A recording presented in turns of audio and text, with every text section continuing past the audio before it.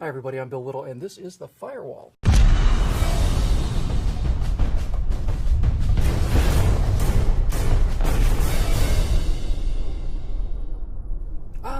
Progressives. You really have to, well, not admire them exactly, but if not admire them, then at least grant them a grudging respect for the tenacity of their beliefs. Because unfortunately for them, the socialist utopia, which they talk about all the time, is a cryptid, which according to Wikipedia's serviceable definition is, quote, a creature whose existence has been suggested but has not been discovered or documented by the scientific community, unquote. Hey look, here's another example of a cryptid. It's called the Loch Ness Monster. Like the socialist utopia, the Loch Ness Monster requires a lot of magical thinking. Now, magical thinking is not wishful thinking. Sure would be cool if there was a Loch Ness Monster. That's wishful thinking. Magical thinking is the belief that belief can make things actually manifest themselves in the real world.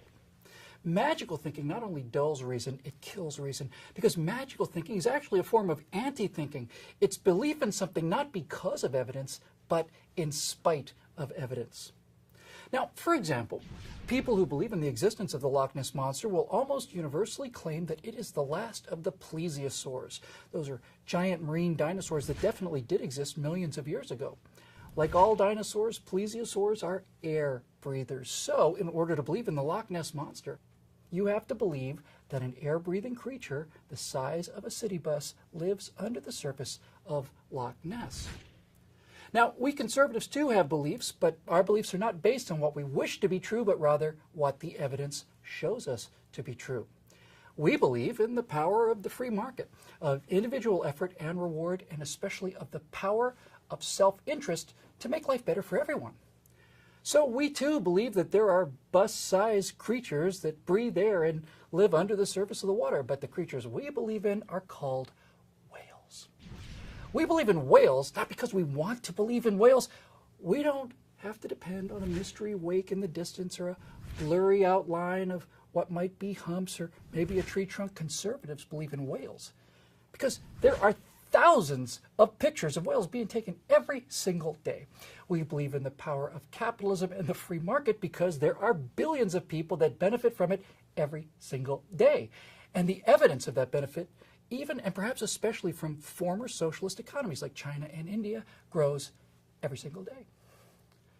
The fact that there are no pictures of the Loch Ness Monster, not one, that's even close to the thousands of pictures of whales, tell those of us who do not believe in magical thinking something very important. And that is that whales exist and the Loch Ness Monster doesn't. Now, if you could print wealth instead of printing money, well, that would be a close-up of the Loch Ness Monster, but you can't print Cadillacs. You can only print what people use to buy Cadillacs, and the more you print, the less it's worth.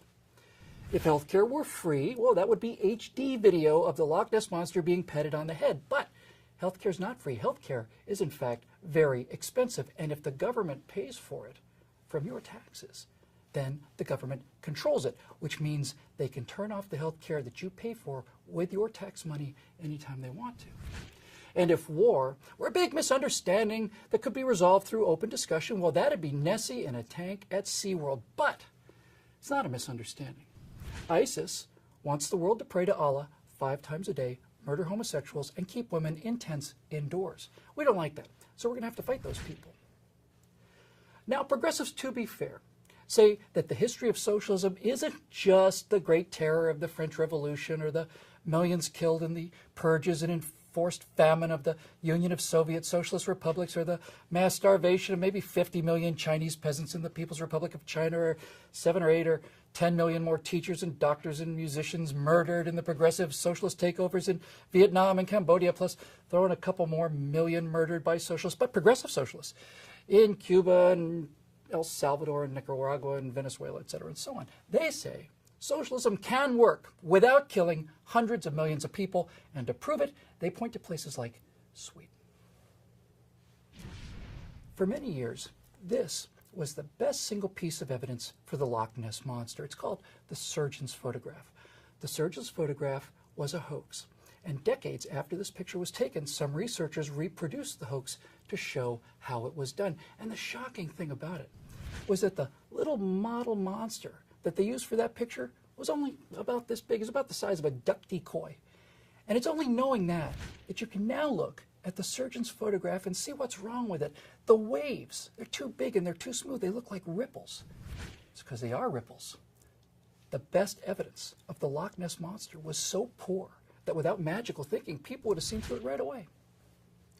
Now, it is absolutely true that Sweden is a socialist country in the real world, but good socialism, as it exists in Sweden, is not real. Sweden has cradle-to-grave socialist benefits for a while, and only a short while, because, like the Loch Ness Monster, Sweden, unfortunately, is a fake for two beneath-the-surface reasons. First, Sweden can afford to pay all of these benefits, free health care, free maternity leave, and so on, because the cost of defending Sweden is paid by American capitalist taxpayers. I don't want to hear about the few fighter jets or token troops that Sweden might have. All of the money made by all of the Swedes could not pay for Sweden's defense against the Union of Soviet Socialist Republics. Good socialism only exists because capitalists pay to defend the good socialists from the bad socialists. And Sweden and the rest of the socialist states is a fraud for a second reason. All of the European socialist states, all of them, they're dying.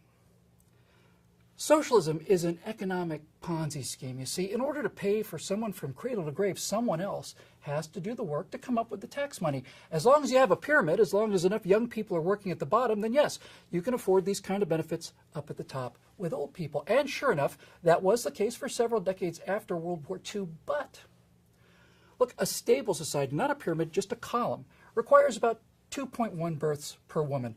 1 to replace the man, 1 to replace the woman, and 0.1 to take the fire challenge on Facebook. That 0.1 belongs to Darwin. They're not going to live long enough to have kids. Sweden's birth rate is 1.9. There are fewer Swedes every year. Norway's 1.9, Denmark is 1.7, Canada's 1.6, Japan is 1.4. Spain and Greece are both 1.3. These social welfare states are dying. Turns out, if the government gives people everything they need to live, well, they don't seem to want to live anymore. Not as a culture, anyway. They're all dying, all of them, and their welfare states are being propped up by importing workers from places like Yemen, where the birth rate is a robust 4.2. Now, unfortunately, these imported workers, many of them from Muslim countries where they still do want to live, apparently, aren't Swedes, no matter how hard Sweden tries to make them Swedes. So, blonde Swedish women no longer feel safe going out in a miniskirt. And for at least 5 years in neighboring Oslo, Norway, the percentage of rapes caused by that small Muslim minority was 100%. All of them. As the brilliant Mark Stein said, demographics is destiny. Bad socialists murdered at least 200 million people. Good socialists are committing suicide, and they would have been extinct a long time ago without American capitalism to protect them from the bad socialists. Now, the progressive utopia is the Loch Ness Monster of politics. It's a giant air-breathing creature that never surfaces for air. Progressives claim to love it because of their morally advanced love of the poor, but the fact is, the reason they love wealth redistribution to achieve income equality is because it's other people's wealth being redistributed to them. It's not morality, it's laziness, and it's envy, and it's stealing. And the history, the actual photographs show that time and time again, those people will murder those who create wealth and steal it before they would, go out and create some of their own. Please subscribe to our YouTube channel and be sure to visit us at TruthRevoltOriginals. And to keep these messages coming, please consider making a donation by clicking here.